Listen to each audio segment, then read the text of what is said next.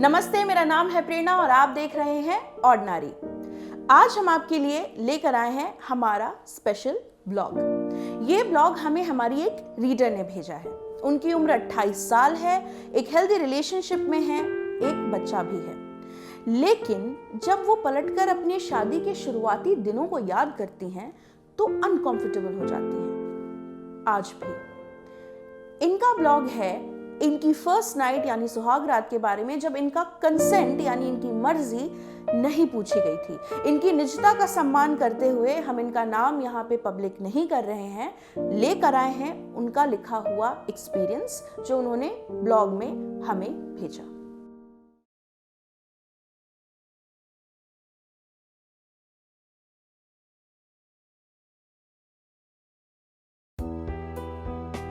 सभी की जिंदगी में कुछ ऐसी चीजें होती हैं जिन्हें हम किसी से शेयर नहीं करते हैं। अपने दोस्त, बॉयफ्रेंड या पति, किसी से भी नहीं, क्योंकि उन्हें शेयर करने का कोई लॉजिक नहीं होता और सालों बाद तो बिल्कुल भी नहीं। लेकिन ये बातें जिंदगी भर हमें असर करती रहती हैं। मेरी शादी 2012 में हुई थी, लेकिन इसकी भी अजीब कहानी है। मेरे ससुराल वाले मेरी बड़ी बहन को देखने आए थे, लेकिन उन लोगों ने मुझे पसंद कर लिया। घर वालों ने कहा कि लड़की की सरकारी नौकरी है, इसलिए रिश्ता तय कर देते हैं। सब राजी थे, मैंने भी विरोध नहीं किया।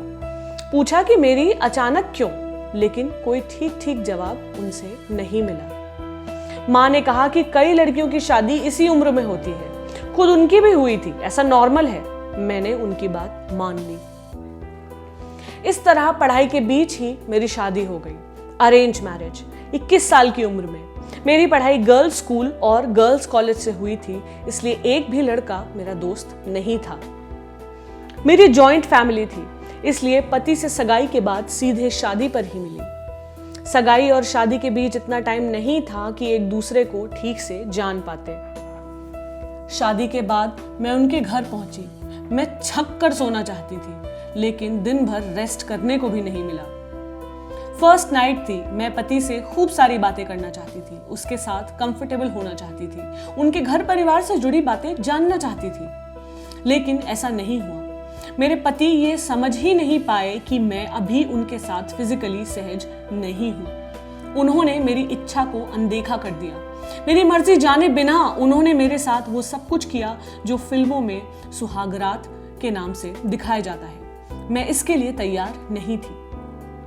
मैं दर्द में थी, मैं गंदा महसूस कर रही थी, खुद को बेबस महसूस कर रही थी, इतनी असहज थी, लेकिन कुछ नहीं कह पाई। उस टाइम को याद करती हूँ तो खुशी से भर देने वाला कुछ भी याद नहीं आता, बस दर्द और अपमान याद आता है। मुझे पति के साथ सहज होने में काफी टाइम लगा। सोचती हूँ कि पति को ये बात कभी महसूस क्यों नहीं हुई, लेकिन शायद उन्हें ये सब महसूस करना सिखाया ही नहीं गया था। ऐसा नहीं है कि मैं अपने पति से प्यार नहीं करती। आज मेरा 5 साल का एक बेटा है, लेकिन आज भी उस दिन को याद करके मुझे अजीब सा महसूस होता है। आपका इस ब्लॉग के बारे में क्या कहना है, हमें कमेंट सेक्शन में ज़रूर बताइए। अगर आप भी कोई ब्लॉग हमें भेजना चाहते हैं, ऐसा एक्सपीरियंस हमें बताना चाहते हैं जो कि आप शेयर करना चाहते हैं लोगों के साथ, हमें फेसबुक पेज पर इनबॉक्स कर दीजिए।